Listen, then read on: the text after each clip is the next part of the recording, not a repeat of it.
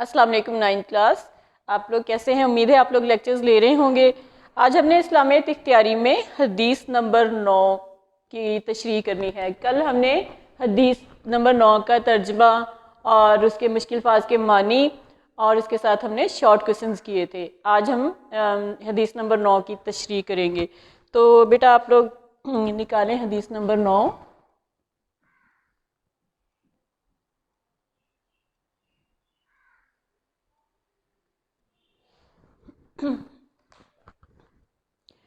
حدیث نمبر 9 تھی. بسم اللہ الرحمن الرحیم. من شرعہ ان یبسط اللہ رزقہ وان ینسع لاہ من عسرہ فلیصل رحمہ. اس کا ترجمہ ہے جس سے پسند ہو کہ اللہ اور اس کی روزی فراخ کرے، یعنی کہ جو انسان چاہتا ہو کہ اللہ اس کی روزی اور زیادہ بڑھا دے،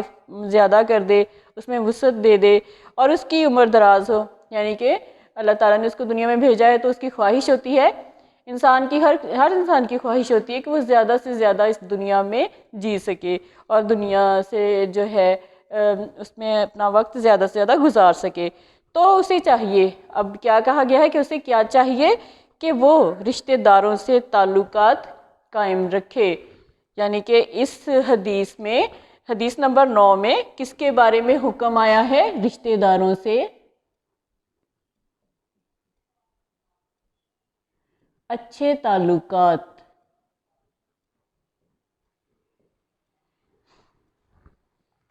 یعنی کہ حدیث نمبر 9 کا جو مین پوائنٹ کیا ہے کہ رشتہ داروں کے ساتھ اچھے تعلقات قائم رکھنا. اب اس میں تھا کہ انسان جو ہے، ہر انسان دل سے چاہتا ہے، یعنی کہ اس میں پہلی ہیڈنگ آپ بنا لیں، انسان کی دلی خواہش.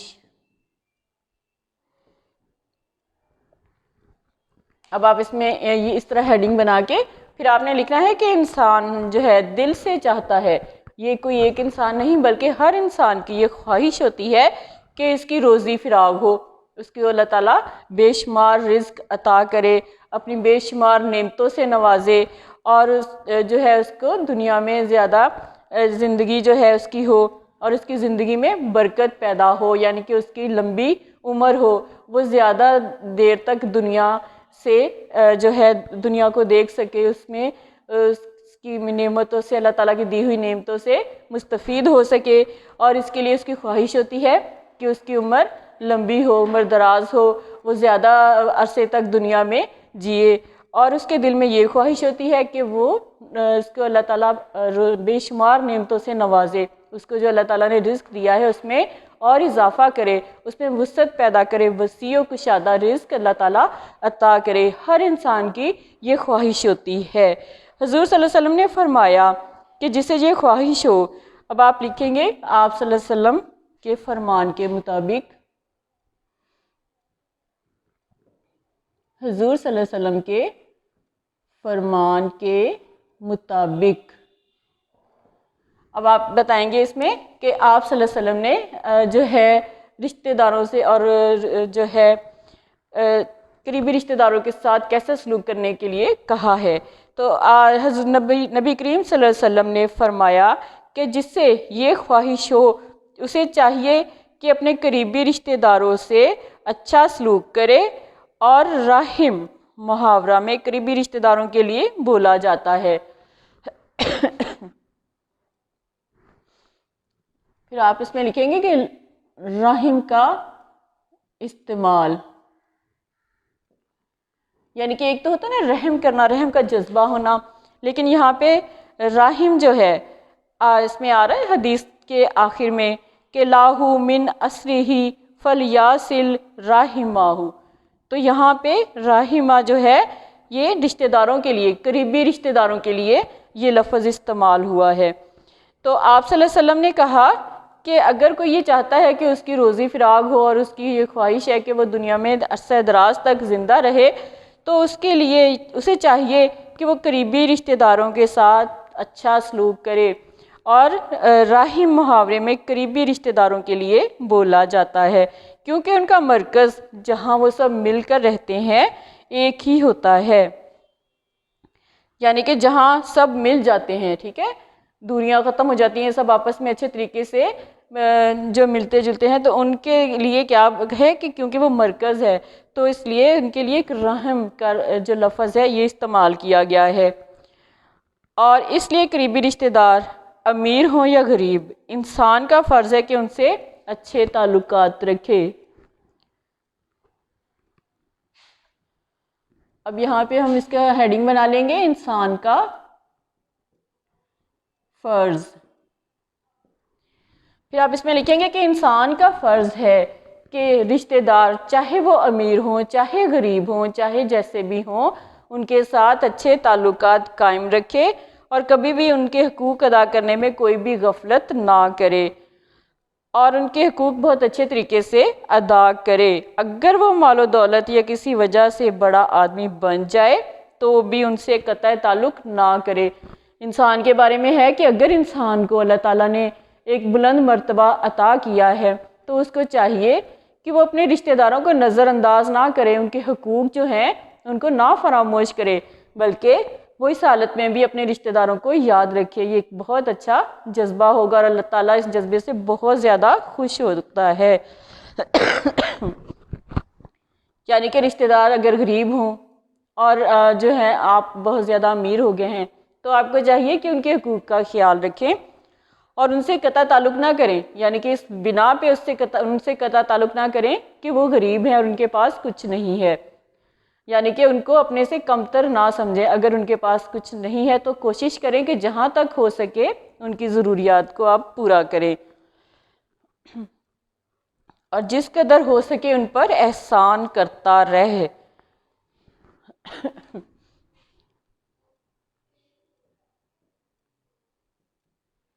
رشتہ داروں پر احسان کا جذبہ، یعنی کہ ہر انسان میں یہ ایک جذبہ ہونا چاہیے کہ ان کے رشتہ دار اگر غریب ہیں تو ان کے اوپر احسان کرے، یعنی کہ ان کی مدد کرے، جہاں تک ہو سکے ان کا ساتھ دے، ہر مشکل میں ان کا ساتھ نبھائے، نہ کہ وہ یہ سوچے کہ مجھے تو اللہ تعالیٰ نے عطا کر دیا ہے میں دوسروں کو کیوں دوں، بلکہ یہ جذبہ نہیں آنا چاہیے۔ اپنے اندر ایک احساس جو ہے احساس ہونا چاہیے دوسروں کے لیے اور ان کے ساتھ اچھے تعلقات بھی قائم رکھنے چاہیے۔ اور پھر اس کے بعد بتایا گیا کہ جو رشتہ دار اس سے دور رہنا چاہیں انہیں بھی ملانے کی کوشش کرے، یعنی کہ اگر رشتہ دار کسی وجہ سے ان کے دلوں میں کوئی ایسا ہو گیا ہے کہ دل میں دوریاں پیدا ہو گئی ہیں، وہ ملنا نہیں چاہتے، کوئی بات ان کو بری لگی ہو یا کوئی ایسا کام جو انہیں اچھا نہ لگا ہو اس کی وجہ سے وہ آپ سے دور رہنا پسند کرتے ہیں، تو آپ کو چاہیے کہ کوشش کریں کہ ان کے ساتھ جو ہے ان کی دوریاں ختم کریں، ان کے گلے شکوے دور کریں اور ان کے جو ہے یعنی کہ پھر آپ یہاں پہ اس کی پوائنٹ بنا سکتے ہیں کہ شکوے شکایت دور کرنا، یعنی کہ اگر کوئی رشتہ دار آپ سے دور ہے، وہ آپ سے آپ کی کوئی بات انہیں بری لگی ہے، آپ کا کوئی فعل ان کو اچھا نہیں لگا جس کے بدلے میں وہ آپ سے ملنا نہیں چاہتے، آپ سے دوری اختیار کر رہے ہیں، تو آپ کو چاہیے کہ اس کو ان کے ساتھ ملیں اور ان کے درمیان ایسے کوئی کلیشز وغیرہ آ گئے ہیں یا کوئی ایسی بات آ گئی کہ جس کی وجہ سے وہ آپ سے دور رہنا چاہتے ہیں، تو آپ کی غلط فہمی پیدا ہو گئی ہے، تو آپ ان کی غلط فہمی کو دور کریں اور ان کے ساتھ اچھے تعلقات قائم کریں اور انہیں جہاں تک ہو سکے انہیں ملانے کی کوشش کریں۔ اللہ تعالیٰ اس کی روزی میں فراغی عطا فرمائے گا اور اس کی عمر میں برکت دے گا، یعنی کہ جو یہ کام کرے گا کہ اس کے رشتہ دار اس کی اس کے کسی کام کی وجہ سے، اس کی کسی بات کی وجہ سے ان کے درمیان میں دوریاں آ گئی ہیں اور وہ کوشش کرے گا کہ یہ دوریاں ختم ہو جائیں، وہ ان کے ساتھ دوبارہ ملنا چاہے گا، ان کے ساتھ دوبارہ سے اچھے تعلقات قائم کرے گا، تو اللہ تعالیٰ جو ہے بہت زیادہ خوش ہوگا، اس کی روزی فراغ کرے گا اور اس کی عمر بھی دراز کرے گا۔ جس کے ساتھ وہ اچھا سلوک رکھتا تھا اور ان پر احسان کرتا تھا وہ اسے یاد کر کے دعائیں دیں گے۔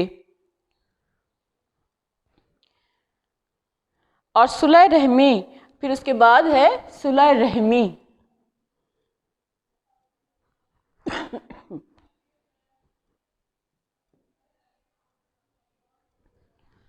اب صلح رحمی کا جذبہ جو ہے وہ ہر انسان میں موجود ہونا چاہیے، اور صلح رحمی کا مطلب یہ ہے کہ رشتہ دار کی جو جائز ضرورت ہو اسے پورا کرنے کی حتی المقدور کوشش کی جائے، یعنی کہ جہاں تک ہو سکے رشتہ داروں کی جائز ضروریات جو ہیں ان کو پوری کرنے کی کوشش کی جائے۔ اگر وہ بھوکا ہے، یعنی کہ اس کے پاس جو ہے رزق کم ہے، وہ اپنی جو ہے ضروریات زندگی پوری نہیں کر سکتا، اس کے کھانے پینے کے لیے اس کے پاس کچھ نہیں ہے، تو اس کے کھانے پینے کا انتظام کرنا چاہیے۔ اگر وہ مقروض ہے، یعنی کہ اس نے کسی کا قرض لیا کسی سے اور وہ ادا نہ کر سکا، اس کے مالی حالات نے اس کو اجازت نہ دی کہ وہ جو ہے اپنا قرض ادا کر سکے، ٹھیک ہے، تو جو ہے دوسروں کو چاہیے کہ جو رشتہ دار جن کو اللہ تعالیٰ نے بے شمار عطا کیا ہوا ہے تو وہ اس کے قرض ادا کریں، اور اسے ہر طرح سے خوش رکھنا صلح رحمی کہلاتا ہے۔ صلح رحمی کیا ہے کہ اگر کوئی رشتہ دار بھوکا ہے اور اس کو جو ہے کوئی اس کی جائز ضرورت ہے اس کو پوری کرنے کی کوشش کرے، اگر کوئی بھوکا ہے تو اس کے کھانے پینے کا انتظام کریں، اور اگر کوئی مقروض ہے تو اس کا قرض ادا کرنے کی کوشش کریں، تو اس سے جو ہے صلح رحمی کا جذبہ پیدا ہوتا ہے۔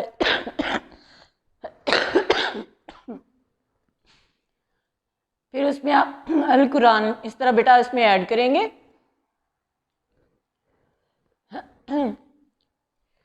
اور اس میں ترجمہ لکھیں گے، آپ اس طرح ترجمہ لکھیے گا، کیونکہ آیات کا حوالہ اور اس میں اشعار ایک آدھ شعر ایڈ کرنا یہ تشریح میں اور زیادہ جو ہے پریزنٹیشن اس کی بہت اچھی بن جاتی ہے۔ رشتہ دار کو اس کا حق دیجئے،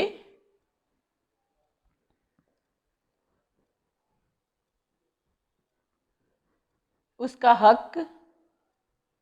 دیجئے،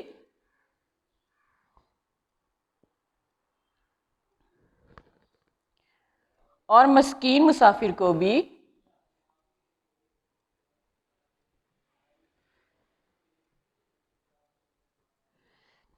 یعنی کہ صرف یہ نہیں کہ رشتہ داروں کو اس کا حق دیجئے، بلکہ مسکین اور مسافر جو ہیں ان کو بھی ان کا حق دیجئے۔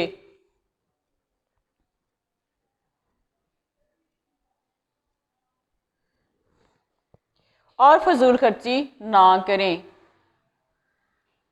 یعنی کہ ضرورت کے مطابق دوسروں کی مدد کریں اور فضول خرچی نہ کریں۔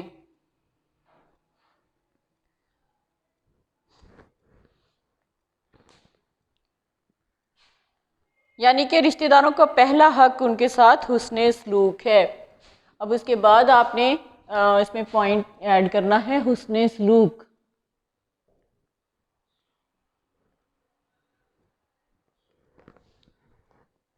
یہ ہیڈنگ دیں گے آپ اس طرح سے کہ حسن سلوک، اور پھر اس میں آپ نے لکھنا ہے کہ رشتہ داروں کا پہلا حق ان کے ساتھ حسن سلوک ہے۔ حسن سلوک کیا ہوتا ہے؟ اچھا سلوک، اچھے طریقے سے ان کے ساتھ پیش آنا۔ اگر وہ غریب ہوں تو ان کی مالی امداد بھی ان کے حقوق میں شامل ہے۔ اب رشتہ داروں کے حقوق میں کیا شامل ہے کہ اگر وہ غریب ہیں اور آپ کے پاس اللہ تعالیٰ نے آپ کو بے شمار عطا کیا ہوا ہے تو ان کی مالی امداد جو ہے ان کا حق ہے، اور آپ کا فرض ہے کہ آپ ان کی مدد کریں مالی طور پر۔ اور بڑے ہوں تو ادب سے، اگر رشتہ دار عمر میں بڑے ہیں تو ان کے ساتھ ادب سے پیش آئیں، اگر چھوٹے ہیں تو ان کے ساتھ شفقت سے پیش آئیں، اور بیمار ہوں تو ان کی عیادت کرنا ضروری ہے، اور ان کا حق ہے کہ ان کی عیادت کی جائے۔ عیادت کیا ہوتا ہے؟ بیمار کا حال چال دریافت کرنا۔ اور اول خویش بعد درویش کا مطلب یہی ہے کہ صدقہ و خیرات کا آغاز اپنے رشتہ دار عزیزوں سے کیا جائے، یعنی کہ یہاں تک حکم آیا کہ زکوٰۃ اگر دی جاتی ہے تو زکوٰۃ جو ہے مستحق لوگوں کو دی جاتی ہے، تو اس میں سب سے پہلا حق جو ہے وہ رشتہ داروں کا ہوتا ہے۔ اگر آپ کے قریبی رشتہ دار جو ہیں اس کے مستحق ہیں تو آپ یہ زکوٰۃ پہلے ان کو دینی چاہیے، اگر ایسا نہیں ہے تو پھر آپ کسی اور کو دے سکتے ہیں، ٹھیک ہے، لیکن اگر آپ کے قریبی رشتہ داروں میں کوئی ایسا ہے کہ اس کو ضرورت مند ہے تو یہ زکوٰۃ کا پیسے جو ہیں ان کو دیے جاتے ہیں۔ یعنی کہ زکوٰۃ کا مطلب کیا ہوتا ہے کہ ایسے لوگوں کی مدد کی جائے جن کے پاس کچھ نہیں ہوتا، جو غریب ہوتے ہیں، جو مفلس ہوتے ہیں، جو مسکین ہوتے ہیں، تو ان میں سب سے پہلا حق رشتہ داروں کا ہے۔ آج کے دور میں یہ دیکھا گیا ہے کہ صاحب حیثیت حضرات اپنے رشتہ داروں اور عزیزوں کا خیال نہیں رکھتے۔ اب آج کا دور جو ہے نفسا نفسی کا دور ہے، اس میں ہر کوئی اپنے آپ کے بارے میں ہی سوچتا ہے۔ تو یہ دیکھا گیا ہے کہ لوگوں میں یہ جذبہ ختم ہو گیا ہے، کون سا؟ اپنے رشتہ داروں کے ساتھ اچھے تعلقات رکھنا، اور اگر کوئی غریب ہے تو وہ کوشش کرتے ہیں کہ اس سے دور ہی رہیں، یہ نہ ہو کہ وہ ہم سے کچھ مانگ لے۔ تو اس سے بہتر ہے کہ ان سے قطع تعلق ہی رکھیں، ان کے ساتھ میل جول جو ہے وہ ختم ہی رکھیں۔ تو آج کے دور میں یہ دیکھا گیا ہے کہ لوگ اپنے غریب رشتہ داروں کی خبر گیری اور دیکھ بھال نہیں کرتے۔ اول تو انہیں کبھی ان کی امداد کی توفیق نصیب نہیں ہوتی، پہلے تو ان کی کوشش یہی ہوتی ہے کہ وہ اپنے رشتہ داروں کی امداد نہ ہی کریں، جو ضرورت مند ہیں ان کی امداد نہ ہی کریں، اور یعنی کہ سب سے پہلے ان کی یہی کوشش ہوتی ہے۔ اور دوسرا کیا ہے؟ یعنی کہ صاحب حیثیت حضرات جو ہیں وہ اپنے رشتہ داروں کی جو ہے کسی طریقے سے مدد کرنا اچھا نہیں سمجھتے، یعنی کہ وہ کوشش کرتے ہیں کہ ایسے لوگوں سے دور ہی رہا جائے، یہ نہ ہو کہ ہمیں ان کی کسی طریقے سے مدد نہ کرنی پڑے۔ تو اس کے بعد جو ہے ان کی دستگیری بھی کرتے ہیں۔ اگر جو ہے وہ تو پہلی بات تو یہ کہ وہ ایسا جذبہ ان کے دل میں ہوتا ہی نہیں، انہیں توفیق ہی نہیں ہوتی۔ اگر کبھی بھولے سے ان کی دستگیری کرتے بھی ہیں تو احسان جتاتے ہیں، یعنی کہ اگر کہیں انہوں نے یہ جذبہ ان کے اندر آ گیا صلہ رحمی کا اور انہوں نے اپنے رشتہ داروں کی جو ہے خبر گیری کر لی تو اس کا وہ بار بار احسان جتاتے ہیں۔ تو یعنی کہ ہم نے تم پر یہ احسان کیا ہے، تمہارا خیال کر کے، تمہاری مدد کر کے، اور بار بار ان کو تانے دیتے ہیں اس بات کے، اور ان کا جینا جو ہے دو بھر کر دیتے ہیں۔ تو جو ہے جس کے نتیجے میں غریب رشتہ دار ان کی امداد پر فاقہ کشی کو ترجیح دیتے ہیں۔ اب جو ہے غریب رشتہ دار وہ کیا کرتے ہیں کہ ایسے لوگوں سے ہم مدد لینے سے بہتر ہے کہ ہم بھوکے ہی رہیں۔ امیری غریبی خدا کی طرف سے ہے۔ اب اس میں آپ پوائنٹ ایڈ کر سکتے ہیں، امیری غریبی خدا کی دین ہے،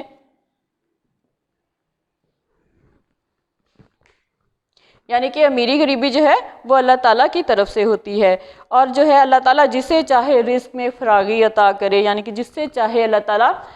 وسیع کشادہ رزق ادا کرے، اور جسے چاہے تنگی میں رکھے، یہ اللہ تعالیٰ کی طرف سے ہی ہوتا ہے۔ لیکن اس طرح وہ صاحب اطاعت لوگوں کو آزمانا چاہتا ہے، یعنی کہ اللہ تعالیٰ اگر کسی کو دیتا ہے تو وہ آزماتا ہے کہ میرا بندہ کس طرح سے میری نعمتوں کا شکر ادا کرتا ہے اور کس طرح دوسروں کو ان نعمتوں میں سے دوسروں کی مدد کرتا ہے۔ ورنہ اس کے لیے تو یہ بات مشکل نہ تھی کہ سب کو یکساں روزی فراہم کرتا۔ تو اللہ تعالیٰ کے لیے کوئی ایسی مشکل بات نہیں تھی، جس نے اتنی بڑی دنیا بنائی، سب کو رزق دیتا ہے تو وہ سب کو ایک جیسا رزق بھی دے سکتا تھا، لیکن وہ صرف اس لیے ایسا کیا گیا کہ وہ آزمانا چاہتا ہے۔ اللہ تعالیٰ بے شمار اگر دیتا ہے تو وہ بھی صرف آزمائش ہوتی ہے۔ عام طور پر دیکھا گیا کہ لوگ خوشحال اور کھاتے پیتے رشتہ داروں سے تو تعلق قائم کرتے ہوئے فخر محسوس کرتے ہیں، یعنی کہ اکثر دیکھا جاتا ہے کہ جو امیر رشتہ دار ہوتے ہیں ان کے ساتھ ملنا جلنا ہر کوئی پسند کرتا ہے اور ایک فخر انہیں ہوتا ہے، لیکن غریب رشتہ داروں کے سائے سے بھی بھاگتے ہیں، اور جو غریب رشتہ دار ہوتے ہیں ان سے دور بھاگتے ہیں۔ یہ اسلامی تعلیمات کے منافی ہے، یعنی کہ اسلامی تعلیمات کے بالکل الٹ ہے، اس میں منع کیا گیا ہے اس طرح کرنے سے۔ ایک صحت مند معاشرے کو یہ بات زیب نہیں دیتی، ہمارا اسلامی معاشرہ ہے تو ہمیں یہ بات جو ہے زیب نہیں دیتی، تو اس لیے اس طرح کی باتوں سے بچ کر رہنا چاہیے اور اپنے رشتہ داروں کے ساتھ اچھے تعلقات قائم کرنے چاہیے۔ تو یہ بیٹا آج کی حدیث نمبر 9 تھی، جس کی تشریح کے بارے میں میں نے کچھ پوائنٹس آپ کو بتائے ہیں، آپ نے ان کو ایکسپلین کر کے آپ اپنی تشریح جو ہے اس کو کمپلیٹ کرنا ہے۔ اوکے بیٹا، اللہ حافظ۔